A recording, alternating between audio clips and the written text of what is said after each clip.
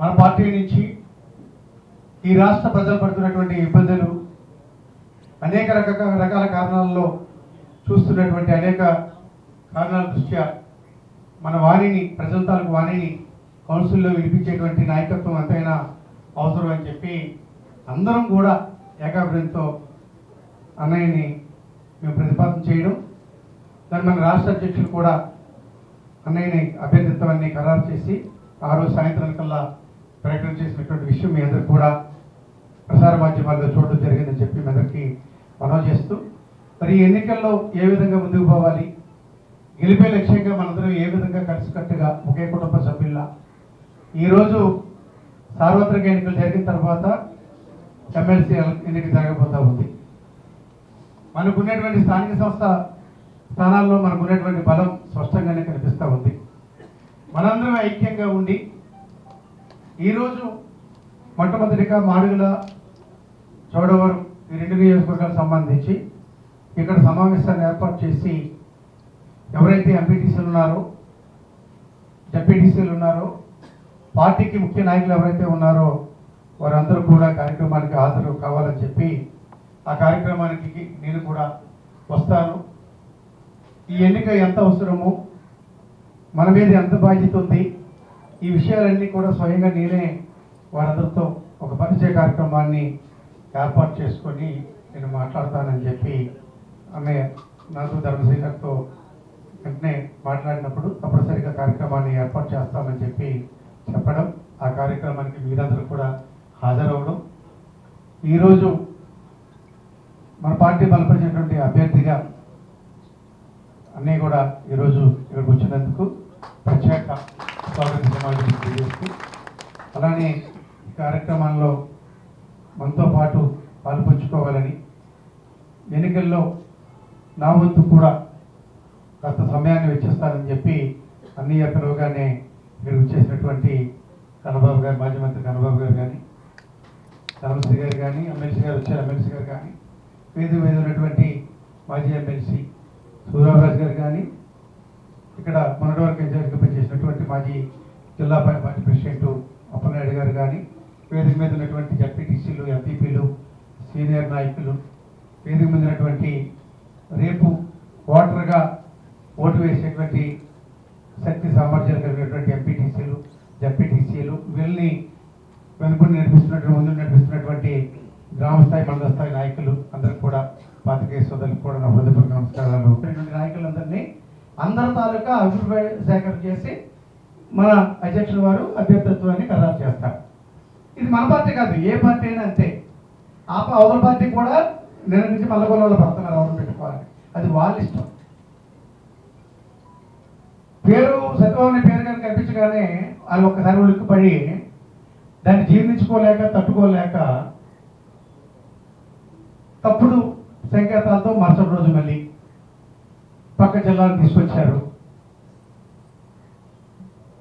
మా పార్టీ విధానం, మా పార్టీ ఇష్టం. బొత్స సత్యబాబు గారు అనేటువంటి సత్యనారాయణ గారు అనేక సంవత్సరాలుగా మంత్రిగా చేసి, పార్లమెంట్ సభ్యులుగా చేసి, ఈ రాష్ట్ర ప్రజలకి అనేక రకాలుగా రాష్ట్ర వ్యాప్తంగా సేవ చేసినటువంటి ఒక రాష్ట్ర నాయకుడు తప్ప ఒక జిల్లాకు, ఒక ప్రాంతానికి ఉండేటువంటి నాయకత్వం. ఈ విషయం గమనించుకోవాలి. రాసే ముందు, మీరు రాసే ముందు, ఇటువంటి తప్పుడు రాతలు రాసే ముందు మాకెవరికి అటువంటి ఆలోచనలా. ఇంకా మీకు తెలుసో తెలీదో, అక్కడ మన 4 గోడల మధ్యలో జరిగింది కాబట్టి మీ వరకు కూడా వచ్చి ఉండకపోవచ్చు. సత్యబాబు అన్నయ్య గారి తాలూకా అభ్యర్థిత్వాన్ని ఎమ్మెల్సీగా పోటీలో పెట్టండి, మీకు గెలిపించుకుంటాం, మేము బాధ్యత తీసుకుంటాం అని చెప్పి జగన్మోహన్ రెడ్డి గారికి చెప్పింది నేను. అటువంటిప్పుడు నేను ఎలా పోటీ చేస్తానని చెప్పాను. నాకు ఆలోచన లేదు. మా పార్టీ గెలవాలి, మా పార్టీ అభ్యర్థి గెలవాలి. గెలవడానికి భవిష్యత్తులో మీకు ధీటుగా సమాధానం చెప్పడానికి కౌన్సిల్లో ఎవరు సరిపోతారని చెప్పి అది ఆలోచన చేసుకొని మా అభ్యర్థిత్వాన్ని మా పార్టీ ఖరారు చేసుకుంటుంది. మరి ఈరోజు ఎమ్మెల్సీ పక్కనే, దూరం కూడా కాదు. ఎక్కడ? విజయనగరం జిల్లా. ఒకప్పుడు ఉమ్మడి విశాఖపట్నం జిల్లా. అది జిల్లాలు చిన్న జిల్లాలు. ఈరోజు ఎలాగైతే అనకాపల్లి జిల్లా, అల్లూరు జిల్లా, విశాఖపట్నం జిల్లా 3 జిల్లాలు ఎలాగైతే అయిందో మన అనకాపల్లి విశాఖపట్నం జిల్లా కూడా శ్రీకాకుళము, విజయనగరం, విశాఖపట్నం 3 జిల్లాలుగా మార్పు చెందింది. ఒకప్పుడు ఉమ్మడి విశాఖపట్నం జిల్లా. మరి శాసనసభ్యులు గెలిచేటువంటి వాళ్ళు ఎక్కడి నుంచి ఎక్కడికి వచ్చి పోటీ చేశారు? ఎవరు గెలిచారు? ఎంపీలు ఎక్కడి నుంచి వచ్చారు? ఎక్కడ గెలిచారు? అంటే వాళ్ళు ఇతర ప్రాంతాల నుంచి వచ్చేటువంటి వాళ్ళు కదా. మీ పార్టీల్లో సమర్థవంతమైనటువంటి నాయకత్వం ఇక్కడ లేదా? లేకుండా ఎందుకు ఎక్కడి నుంచి తీసుకొచ్చారు? అది మీ ఇష్టం, మీ పార్టీ సిద్ధాంతం, మీ పార్టీ ఇష్టం. అది అలాగే ఈరోజు మా పార్టీ ఇష్టం ఎవరిని అభ్యర్థిగా ప్రకటన చేయాలనేటువంటిది మా రాష్ట్ర అధ్యక్షులు, మా ఉమ్మడి విశాఖపట్నం జిల్లాలో ఉన్నటువంటి పార్టీ నాయకత్వం అంతా కూడా ఒక దగ్గర కూర్చొని సమిష్టిగా నిర్ణయించుకున్నటువంటి అభ్యర్థిత్వమే బొత్స సత్యనారాయణ గారి తాలూకా అభ్యర్థిత్వం. ఇక్కడ ఎవరి మనసుల్లో మనస్పర్ధాలు లేవు, ఎవరి మాటలు మీరు లెక్క చేయక్కర్లేదు. ఎటువంటి పత్రికల్లో ఎటువంటి వార్తలు వచ్చినా, ఎటువంటి అబోధ కల్పన వచ్చినా ఎవరు కూడా ఆందోళన చెల్లవలసిన, ఆలోచించవలసిన అవసరం లేదు. మనకు బలం ఉంది, మనమే గెలుస్తాము. ఈ గెలుపుకి ప్రతి ఎంపీటీసీ, ప్రతి జెడ్పీటీసీ కూడా అంకిత భావంతో ఈరోజు జగన్మోహన్ రెడ్డి గారి నాయకత్వాన్ని బలపరచాలని అంటే, మళ్ళీ వైఎస్ఆర్ పార్టీ తాలూకు వాణి కౌన్సిల్లో ఇప్పించాలని అంటే తప్పనిసరిగా మనందరం కూడా ఐక్యంగా, ఎటువంటి ప్రలోభానికి చాలా కుయుక్తులు, ప్రలోభాలు అనేక రకాలుగా అనేక ప్రయత్నాలు అప్పుడే మొదలుపెట్టారు.